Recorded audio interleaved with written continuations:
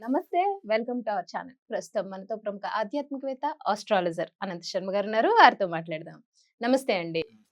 జీవితం అంటేనే మంచి చెడుల్ని చూస్తూ ఉంటామండి. కాకపోతే ఏదైనా సక్సెస్ వచ్చినప్పుడు మన గొప్ప అనే అహంకారంతో ఉంటాం. ఏదైనా నా చెడు వల్ల జరిగినప్పుడు జరిగింది. అంతే కదా! మనిషి అంటేనే ఆ స్వభావం ఉంటుంది ఖచ్చితంగా. అది లేరు అంటే ఇంక భగవంతుడితో సమానం. చాలా ఉన్నతంగా ఎదగొచ్చు. ఆ ప్రయత్నంలోనే అందరూ తెలిసిన వాళ్ళు నడుస్తూ ఉంటాము. సో, అయితే చెడు జరిగినప్పుడు మాత్రం మనం ఎవరికైనా చూపించుకున్నా కానీ, లేకపోతే మీలాంటి సిద్ధాంతుల దగ్గరికొచ్చి చూపించినప్పుడు ఏం చెప్తారంటే, "పూర్వజన్మ కర్మమ్మ, పూర్వజన్మ కర్మ ఫలాలను అనుభవిస్తున్నావు" అంటారు.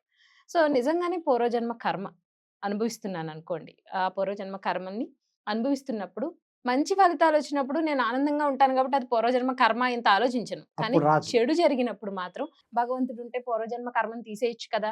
ఇప్పుడు నేను ఇన్ని పూజలు చేస్తున్నాను కదా! ఈ పూజల ఫలితం ఇప్పుడిచ్చి కర్మను తొలగించొచ్చు కదా! అంటే కష్టంలోంచొచ్చే బాధ నుంచొచ్చే మాటలంతే అవి. సో, అటువంటి పూర్వజన్మ కర్మల్ని కానీ, లేకపోతే కొంతమందికి పూర్వజన్మ సువాసనలుంటాయి. అవి వదిలి వెళ్ళవు. సో, అటువంటి పూర్వజన్మ సువాసన మంచుంటే మంచిదే. ఆ! చెడు లక్షణాలు కొన్నుంటే కనుక పూర్వజన్మ కర్మల్ని, పూర్వజన్మ సువాసనని తొలగించుకోవాలంటే ఎటువంటి పరిహారాలు పాటించాలి? అమ్మ, ఈ కాలంలో నువ్వు అడిగిన ప్రశ్నకి అర్థం ఏంటంటే పూర్వజన్మ కర్మలు చాలా రకాలున్నాయి ఒకే విధానం కాదు. హ్మ్.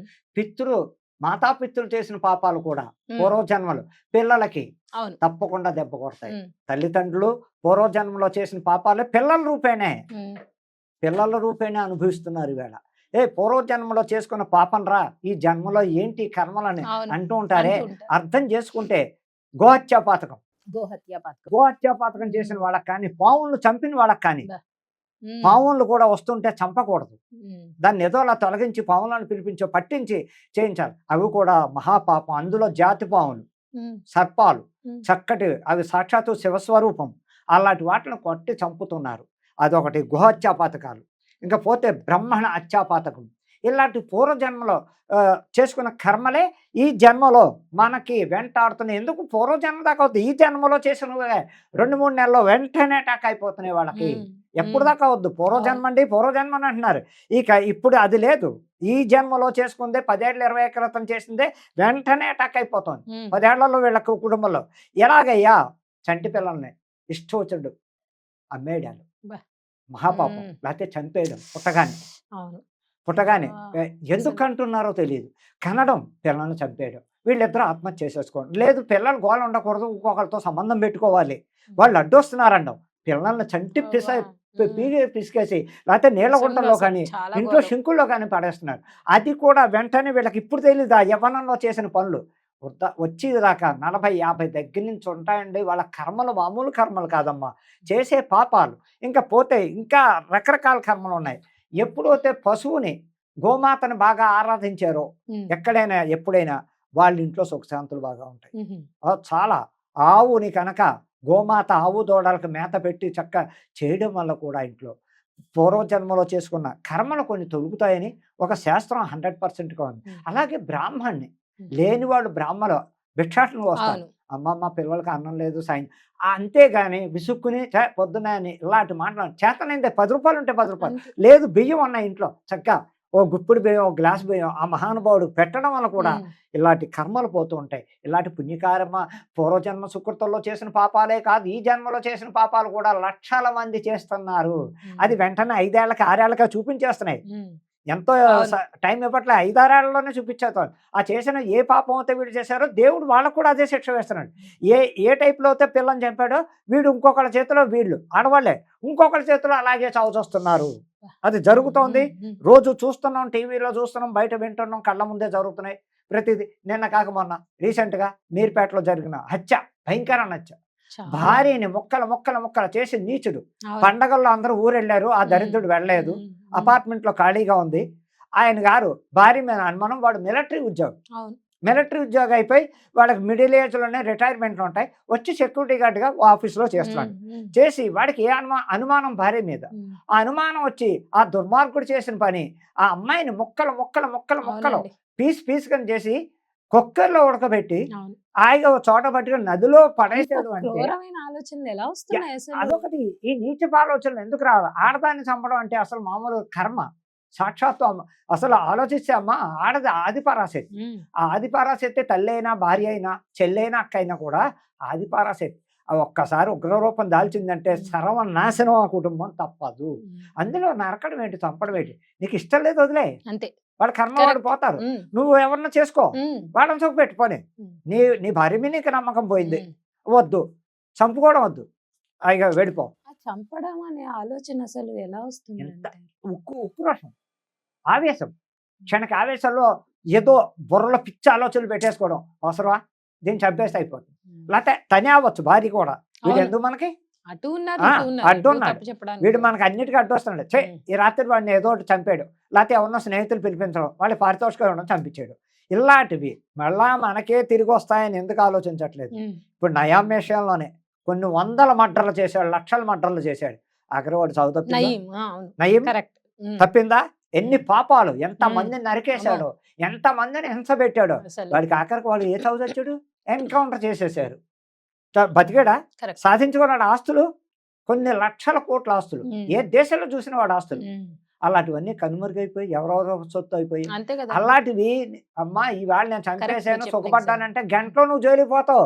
ఈ ఆస్తులన్నీ నీ కూడా రావు, ఎవరు రాదు. రేపు పొద్దున్న 7 ఏళ్ళు 10 ఏళ్ళు జైలు నుంచి వస్తావు, అప్పుడు నీ బంధువులు ఆదుకోరు, నీ స్నేహితులు ఆదుకోరు. బాబు వీడు వచ్చాడు ఇక్కడి నుంచి తరివేయాలి, వీడు నీ గ్రామంలో ఉంచొద్దు, లేకపోతే ఇక్కడ ఉంచొద్దనే ఆలోచనలు ఎందుకు వస్తున్నాయి? నీ కర్మే నీ కూడా వెంటాడుతోంది. నువ్వు నేను సంతోషంగా చేశాను అని అనుకుంటున్నావు, సంతోషం కాదు అది, నీ కర్మఫలం వచ్చింది, నువ్వు అనుభవించి యోగం వచ్చింది, చెప్పకూడదు నీ యోగం వచ్చింది. అన్ని పాపాలు చేస్తున్నావు అంటే దీని పరిష్కారం ఏమిటయ్యా? అందరూ ఈవేళ ఏంటి కష్టాలు వస్తున్నాయి? మనం ఎన్ని గుళ్ళు తిరిగినా ఎన్ని చేసినా ఏదో ఒకటి వెంటాడుతోంది. ఏ జన్మలో చేసిన పాపం రా అనుకుంటూ ఉంటారు ఎటువంటి వ్యక్తైనా. అప్పుడు అమ్మా ఒక్కటే పరిష్కారం, 20 రోజులు కానీ 40 రోజులు కానీ విడవకుండా గోమాతకి సేవ చెయ్యాలి. గోమాతకి దానం రోజు ఉదయం టైంలో, మధ్యాహ్నం అవ్వచ్చు, సాయంకాలం దానం అంటే ఏమి ఇవ్వాలండి చెప్తున్నా. దానం బియ్యం పెట్టచ్చు, గడ్డి, పచ్చగడ్డి, అరటిపళ్ళు, ఆకుకూరలు ఎన్ని రకాలు పెడితే మనకి ఆ ఆ మహాతల్లి మనలో ఉన్న చెడ్డతనాన్ని అంతా తొలగిస్తూ చక్కగా ఆ గోమాత మనకు ఆశీస్సుస్తుంది. గోమాత అంటే ఎవరమ్మా? సాక్షాత్ లక్ష్మీదేవి, ఆ మహాతల్లి. ఆవిడని ఇబ్బందులు పెడతాం, ఆ తల్లికే మన ఇంట్లో ఉన్న పూర్వజన్మ సుకృత పాప రూపేణే చేసిన పాపకర్మలు పోవాలంటే గోమాత. ఏ దేవుణ్ణి కలవమని చెప్పండి, గోమాతను ఆరాధించండి. పసుపు పట్టుకెళ్ళండి, కుంకుమ పట్టుకెళ్ళండి, వెనకాల తోకకి పసుపు కుంకం రాసి ఆ తోక నెత్తిమి 3 సార్లు ఇలా అనుకోండి. ఎడం పక్క చట్ట మీద ఉంటుంది లక్ష్మీదేవి, ఆవుకి ఎడం పక్క చట్ట మీద ఉంటుంది. ఆ ఎడం పక్క చట్ట మీద చక్కగా దండాలు పెట్టుకోండి, రాయండి, కుడి చేత్తో రాయండి. ఆవిడకి దాన, అరటి పళ్ళు, ఆకుకూరలు, బియ్యం, రకరకాల ద్రవ్యాలు, పళ్ళు, ఎన్ని రకాలు ప్రతిరోజు అలా 40 రోజులు విడవకుండా కుటుంబంలో అనుభవిస్తున్న పాపాలకు చెయ్యమనండి. తిరిగి A1 పొజిషన్ పెడతారు. అలాగే అమ్మ ప్రతి దానికి ఓ రెమెడీ ఉంటుంది. అన్నిటికీ ఇంకా అమ్మవార్లకి అని కాదు, ఒక్కొక్క దేవతకి ఒక్కొక్క పరిష్కారానికి ఒక్కొక్క రెమెడీకి ఒక్కొక్క పరిష్కారం చేసుకోవడం వలన ఇన్ని రోజులు కర్మఫలాన్ని మనం ఆ అమ్మకి, ఆ గోమాతదే పాదాలకి దండం పెట్టడం కూడా ఇంకో శాస్త్రం. గోమాత కరెక్ట్గా ఉంటే ఆవిడ కింద నుంచి 3 సార్లు వెళ్ళి రావడం వల్ల కూడా ఎంతో పుణ్యం. ఒంగుని ధైర్యం ఉంటే ఒంగుని 3 సార్లు వెళ్ళొస్తే కూడా అమ్మ మనకి ఎన్నో బాధల్లోంచి ఆ తల్లి కరుణిస్తుంది. ఆ గోమాత ఆవిడ మొగ జంతువే, ఆవిడకున్న పవర్ ఇంత అంతా కాదు, ఆవిడ కళ్ళతోటే అబ్జర్వ్ చేస్తుంది వ్యక్తిని. మనకి మానవ జన్మకి లేదు ఆ జ్ఞానం. అవునండి, పశువులకు ఉంది, కళ్ళతో అబ్జర్వ్ చేస్తాయి. మానవుడికి ఆ జ్ఞానం ఈ జన్మకి రాదు, పశువుకున్న జ్ఞానం.